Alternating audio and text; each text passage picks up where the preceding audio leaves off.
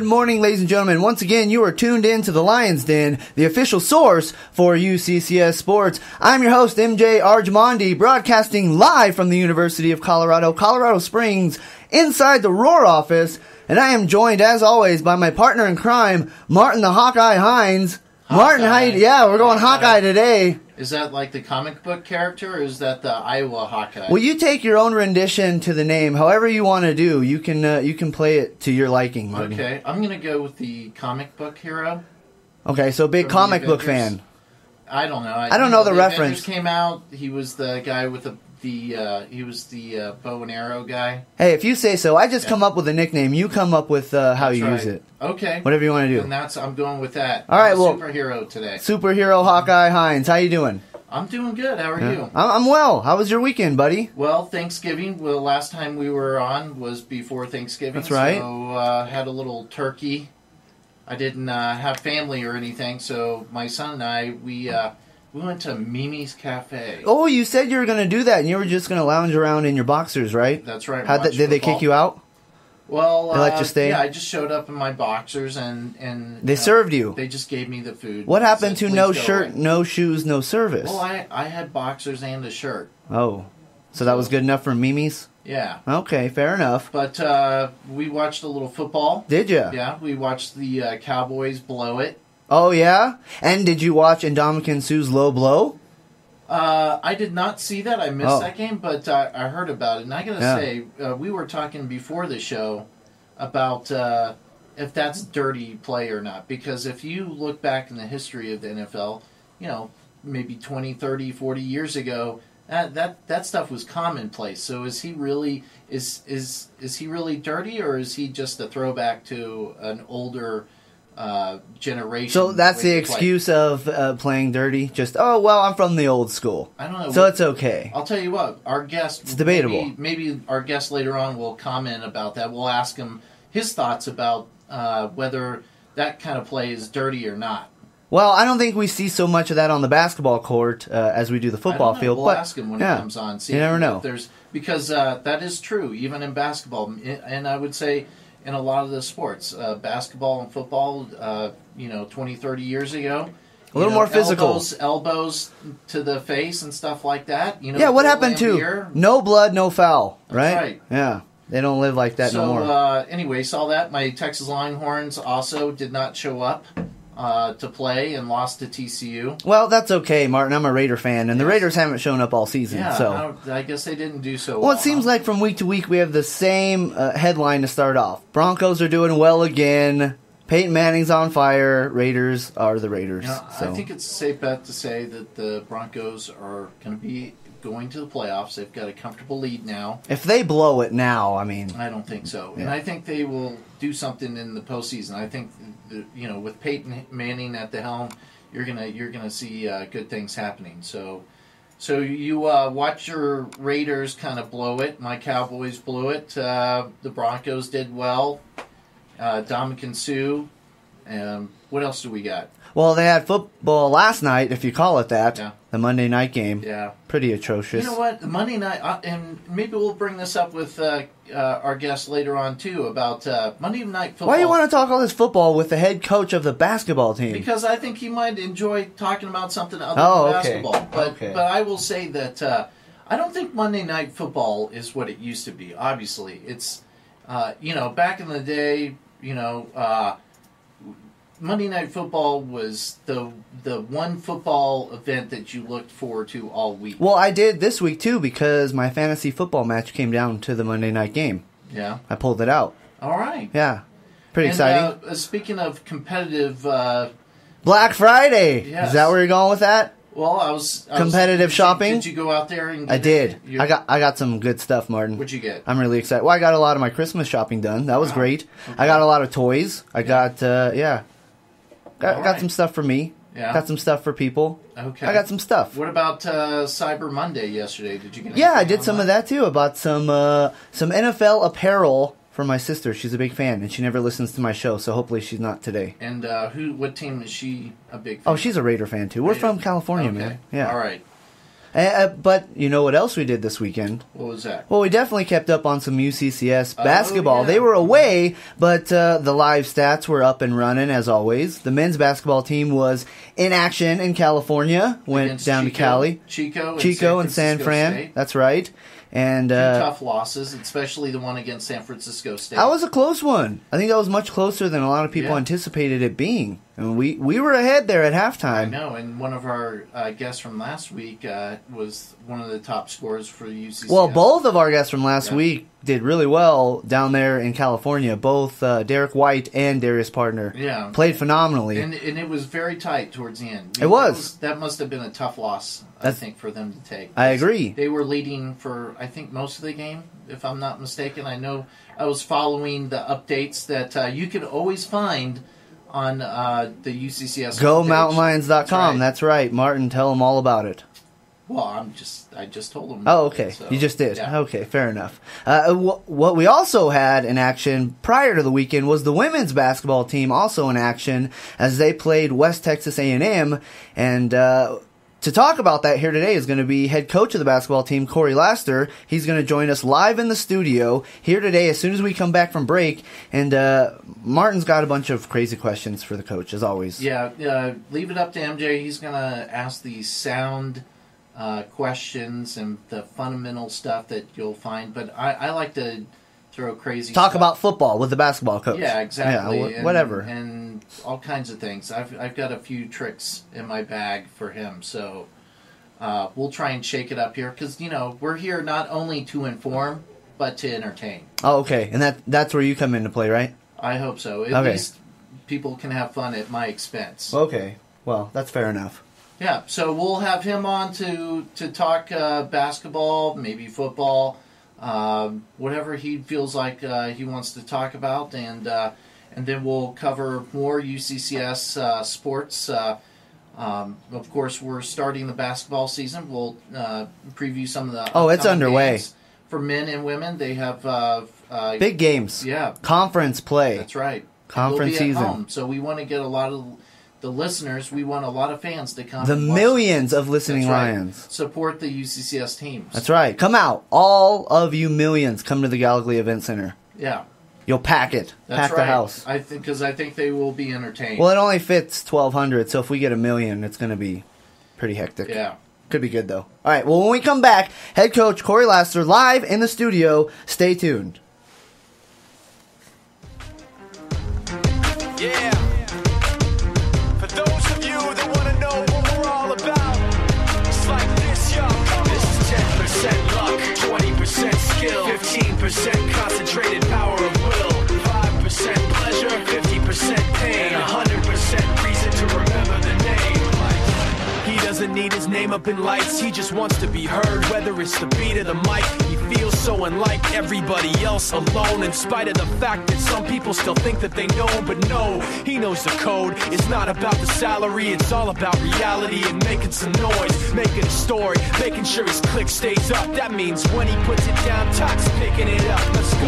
Is he anyway? He never really talks much, never concerned with status, but still leaving him starstruck. Humble through opportunities given despite the fact that many misjudge him because he makes a living from writing raps. Put it together himself, got a picture connects, never asking for someone's help or to get some respect. He's only focused on what he wrote, his will is beyond reach, and now it all unfolds, the skill of an artist. This is 20% skill, 80% be 100% clear, cause Ryu was ill. Who would've thought he'd be the one that set the West in flames? And I heard him wreck it with the crystal method, name of the game.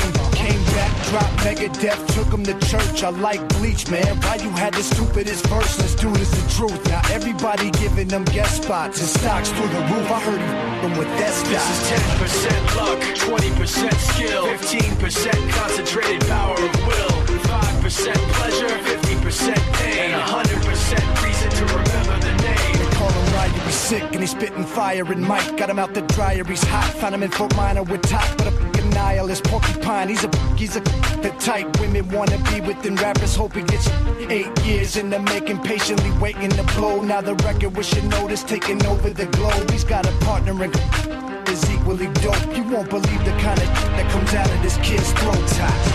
He's He's not your everyday on the block. He knows how to work with what he's got, making his way to the top. He often gets a comment on his name. People keep asking him, was it given that birth that doesn't stand for an acronym? No, he's living proof. Let him rock in the booth. He'll get you buzzing quicker than with juice. Him and his crew are known around as one of the best, dedicated to what they do and give 100%. Forget Mike, nobody really knows how or why he works so hard. It seems like he's never got time because he writes every note and he writes every line. And I've seen him at work when that light goes on in his mind. It's like a design is written in his head every time before he even touches a key or speaks in a rhyme. And those other fellas he runs with, the kids that he signed, ridiculous, without even trying. How do they do it? This is 10% luck, 20% skill, 15% concentrated power of will, 5% pleasure, 50% pain, and 100% reason to remember the name. This is 10% luck, 20% skill, 15% concentrated power of will, 5% pleasure, 50% pain, and 100% reason to remember the name. Yeah. Fort Minor, M. Shinoda, Styles of Beyond, Ryu, Talk Beer, Machine Shop. I'm Jared Werner, Sports Information Director at UCCS, and you're tuned into the Lions Den, the official source for UCCS sports. That's right, ladies and gentlemen. You are tuned in to the Lions Den, the official source for UCCS sports. And Martin, again, I ask you this question all the time. When you think about what makes the Lions Den the official source for UCCS sports, what comes to your mind? Well, what comes to my mind is we get the coaches and the players on. We get inside information from our sports information director, who we just heard moments ago. That's right. With the beautiful Guns N' Roses in the backdrop. That's right. Sounded great. Jared Werner, Yeah. Shout out to our sports information director. That's right. So I say we're the authority. Is there something I'm missing? I don't think you're missing anything. Okay. I think you got it on lockdown. All right. Yeah. Martin the Hawkeye Hines. That's why right. you're the Hawkeye. I'm all over it. A Superbook hero. That's right. That's right. But we land big interviews like our upcoming interview with Coach Laster. That's right. Live right now in the That's right. studio, He's head in coach the studio. of the UCCS women's basketball team, Coach Corey Laster. Thank you for joining us today. Appreciate you. Thank you, guys. Thank you for having me. Appreciate being here. Yeah. Big interview. Big interview. Big time. Getting the big scoop here on the Lions Den. That's right. That's right. So we bring in head coach Corey Laster of the women's basketball team. I'm happy to be here, definitely. So I'm excited to be here. You guys doing a great job. And listening to your earlier conversations, lots of things to talk about, for sure. Oh, absolutely, absolutely. Well, the team is looking pretty good overall. So let's just jump right into this. How do you feel about this season? You're projected in the preseason poll to finish 6th place. You started the season 2-1, and I think the team's looking pretty good. How do you feel? What's your assessment of the team through 3 games? Well, I've obviously been there every day and going in my 3rd year. And I guess my first year we were picked last and finished tied for 8th with several teams. And I think we were picked 10 or 11 or somewhere around there my 2nd year. And we actually finished in a tie for 5th. And so I don't put much thought into the preseason polls. I mean, it's kind of nice to not be picked last and to have other teams look at you and think that you should be successful. But we know we're a work in progress. We've got a lot of new players. We basically have 4 starters that we lost from last year's team, and we got new kids playing in different roles, kids off the bench now that are more of a focal point, and we have a lot of work to do to kind of try to blend all that. But we got a great group of girls, love coaching them, terrific energy in practice, and great chemistry as a group. Well, MJ has a theory about the current success that a lot of the teams are having this season in cross country, soccer, all the sports in the fall. His theory is, and I'll let him kind of expand on it, it has to do with what you guys did last year. You started it. That's my thought. Because last season, when we look at last spring, and not to say that the other teams didn't have some successful seasons, but when I think back of the spring season, I think the women's basketball team and their postseason run, and you went down to Pueblo for the first round of the RMAC shootout, and you beat Pueblo. And that was a I think you were a bit of an underdog in that game, although you played Pueblo really well a couple weeks prior. But then you went up to in the shootout and you played Fort Lewis. And that was a really close game, and you could have won, and easily the team could have been in the finals. And there was such an excitement here in the air, such a buzz here on campus. And since then, now we look at the fall season, and all the teams have really started getting it together. And I do attribute it to the women's basketball team last season and the run that they made in the postseason. Can you talk a little bit about how that might have felt from the coach's perspective? Well, I'll tell you what, we really appreciate that. I mean, appreciate that perspective. And I tell you, it's been building here for a long time, even before I got here as a coach. One of the things that I saw is the growth of the campus in all kinds of areas, academically, the buildings, what we were doing in student life, as well as the commitment from an athletic standpoint. And I was kind of told it was coming from Director Kirkham, who I think has been doing a great job here in building athletics on campus. And it's just a matter of time. When you start, you look at the resources that we have here on campus. It's an attractive location. It's not difficult to start beginning to attract talent, as well as in-state talent, out-of-state talent. And I think amongst all the teams, there's a lot of reasons to be here at UCCS that we're excited about. And our run last year, I tell you, it was incredible. We knew that we had the talent to definitely be better than what we were predicted. And I think we've played up and down that whole entire season, and it was a struggle in one sense, just being a new coach, and even though the players were returning, it's still second year. We haven't won before in our history significantly, and learning how to win is difficult.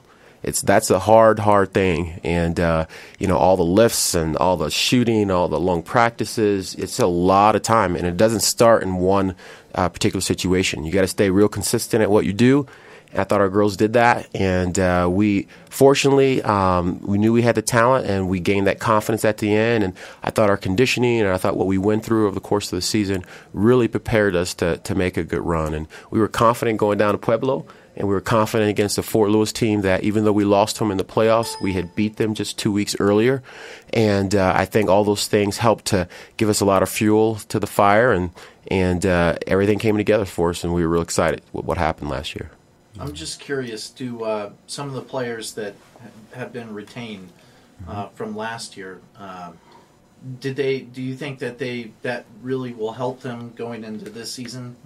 Some of the starters now that were there last season? Absolutely. I mean, there's no question about it. I mean, I think one of the things that you learn, regardless of how many minutes you're playing, if you're part of that group from last year, you begin to understand how you have to practice. Your standards now all suddenly raise to another level. And I think that those are the things that you begin to realize. And I think you're part of something that, people it might have been unexpected to a lot of people outside of the initial basketball team.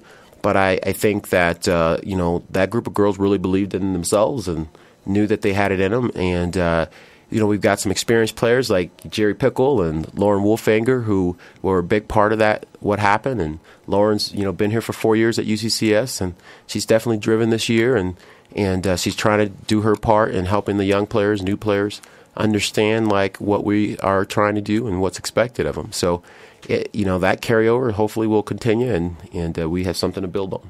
Would you say that Lauren Wolfinger is one of the, vocal leaders? She's a senior, so obviously that matters. But who are the ones that are kind of, the leaders of the team? Is she one of them?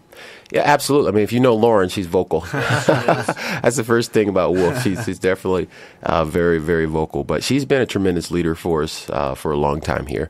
And even last year, she came off the bench for us, and the previous year before that, my first year, she was a starter. And just to even make that adjustment to go from being a starter to coming off the bench was something that she was willing to do and sacrifice for the betterment of the team.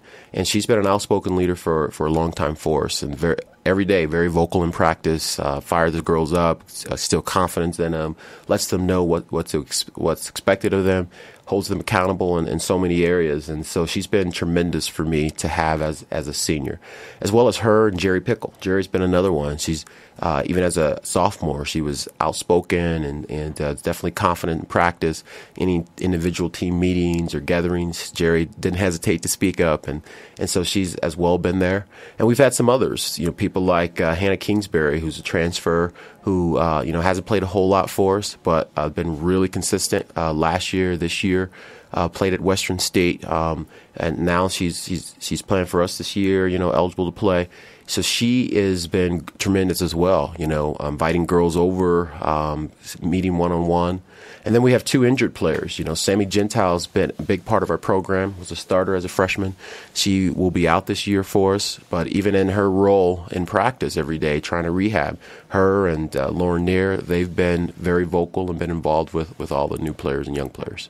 So go ahead. So it sounds like there's quite a bit of adjustments still to be made as far as lineup and things like that. Through the first 3 games, it seems like you've played a little bit with that lineup, trying to figure out what the right blend is. Because there's a lot of talent on the team, and I would imagine it's a matter of getting them to gel well as a unit on the court.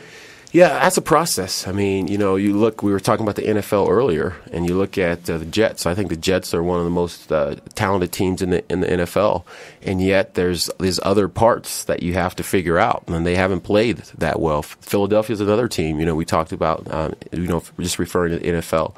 I mean, just because you have talent doesn't necessarily mean it's going to equal wins. You have to get that group together. You have to figure out how to play together as a team from a coaching standpoint. There's a lot of things to figure out in terms of who fits best and what you're doing offensively, defensively. So I think that's a huge part of figuring out rotations and chemistry with this group. And for some teams, it's a process. It may take a few games to figure out. A lot of these kids, even though they we have some returners and we have some talented kids, they haven't played RMAC basketball. RMAC basketball is tough. I mean, I've been on the East Coast in the NE10 at Division II level, and this is not an easy conference. It's a physical conference. Coaches know you well. They really do their homework. And, you take a high school kid, and they did well in high school, and all of a sudden they come to college, and you wonder why they don't do as well in college. It's because, we have a lot of time to watch film, and we try to take away, weaknesses of that player. And it's a physical game, so lifting and all that stuff you got to do. And so it's what I'm basically saying. I mean, it's definitely a process, but it's nice to have something to build off of. And I agree with you. I think they're a talented group, but they have to figure out how to play together and what this team's all about. Well, you referenced the NFL, the examples, but I think a great example, and MJ probably understands this because he's a big fan of this team. The Lakers had amassed a lot of talent over the offseason. They didn't start out so well. And there was issues with the coaching, and there was rumors to get Phil Jackson to come in, the Zen master. And I think what you were talking about, it takes a lot of kind of psychology, getting them ready. As a coach, you're kind of figuring out what buttons to push and how to use the team. And obviously, we talked about it earlier, you got a bachelor's degree in counseling and psychology from Taylor, and so I was curious if you're like the Zen master for the team, if you apply some of those techniques or tactics to your own team. Well, you had to reference the Lakers. See, I grew up in that era when, the Magic Johnson era, and I actually grew up a Celtic fan. So you hate for all the the Celtic Lakers. fans out there, I just want to give you a shout out. Definitely. But, I mean, obviously Phil Jackson, I mean, he was with the Bulls, and, you look at the Lakers and all the championship rings that he won. Definitely I think that's part of it. You have this group of players, and particularly at that level, a grown man, that you have to figure out how to get to play together and get on the same page, and different personality types and all that kind of thing. And, if you know Ron Artest, he's a different personality type for them. But I would say to you, from my perspective, it's different level, but similar. Getting kids to buy in different roles. We have a few transfer players as well. So for them, it's like a new year, new coach. The whole learning curve is different. All the offenses that you may have learned from your previous program or defenses that you learned from your previous program are different. and you have to learn what the expectations are of a new coach and your fellow teammates, and it's that chemistry with each other that you try to get people to. So I don't just, myself, I know that it's, you're dealing with 18 and 22-year-olds. They change a lot. So we try to incorporate, other coaches. Sometimes I've brought them in to speak to our teams. They've gotten tired of hearing me, so sometimes you got to keep things fresh. What you do in practice in terms of competition, changing things around for them. We have books that we give them in terms of that they read and that they are growing. So we try to remember that they're basketball players, but they're also 18 to 22-year-olds that are changing. And so we try to deal with that, all those adjustments that they're making. They're learning about college, and they got family situations that still happen, relationships. So all these things that we try to incorporate in the program. So it's not just about the X and O's and showing up at the game. It's all those things that you have to try to manage as a coach that sometimes influences your players outside of that. So. And speaking of that brings me to a situation that I wrote about on the website a few weeks ago, which was your visit to Emeritus, the Senior Assistant Living Center here in Colorado Springs. So now, you mentioned doing things outside of the gym, outside of practice, to influence your players and get the most out of them. So can you quickly discuss a little bit about that trip? What was that all about? I mean, what was the purpose for going to Emeritus in the first place? It's a senior citizen living center. Absolutely. And you made a visit there a couple weeks ago prior to the season starting. Yeah. Why? Well, I mean, they're athletes, and I think they're in the limelight in some cases, and sometimes players don't realize that. And they're in positions to give back to the community, and they have people looking at them. Some people, sometimes you don't even know them, that they're looking at you. They're watching you. And I think it was a great opportunity to represent UCCS and understand that they are a part of what we are about here at the university. And so it was an amazing experience for our players to go over there and actually spend time with people in the retirement homes. And they sat and they listened to stories that people shared with them, as well as took part in some of the activities at the center. And I thought it was a great experience in terms of teaching them, understanding what it means to really serve and to be selfless about what you're doing, and to appreciate the positions that they're in, and to not take those things for granted, and to use their talents, even outside of basketball, in some cases, to give back to some people that were, in some cases, in need, and I thought they did a great job there in doing that. Well, I think that was a great thing that you guys did as a team, and I think the teams here on campus need to do more of those kinds of activities, because I think it sends a great message to the campus, to the community, and it is really beneficial for all the players at the same time. I think it's a win-win. So I was really happy to hear that you guys did that, and I think that's a great story to tell. So thank you. I think and it's been happening for a while. I know our men's program has gone down to like Ronald McDonald House, visited some kids, and I know our men's soccer program as well volunteered at the City Zoo, and so those things have been happening, and yet I think you guys have helped to advertise those things for us, which we really appreciate. But I agree with you. I think anytime that you can get out and help, it makes a big difference. Absolutely. I think it makes it easier for the sports information director to put out those kind of stories. It's hard. It's great publicity, but it also shows that the university's involved. Absolutely, yeah, and I think there's a lot of those those things happening on campus, and those are the people, the situations that are really making a difference, and we want to definitely be a part of that. So. Absolutely. Well, we got to take a quick break, and when we come back, we're going to talk and preview real quickly about the upcoming conference games and the first home game of this season. Excuse me. So when we get right back, we're going to talk about the upcoming games this weekend against Fort Lewis and Adams State. So stay tuned here on the Lions Den.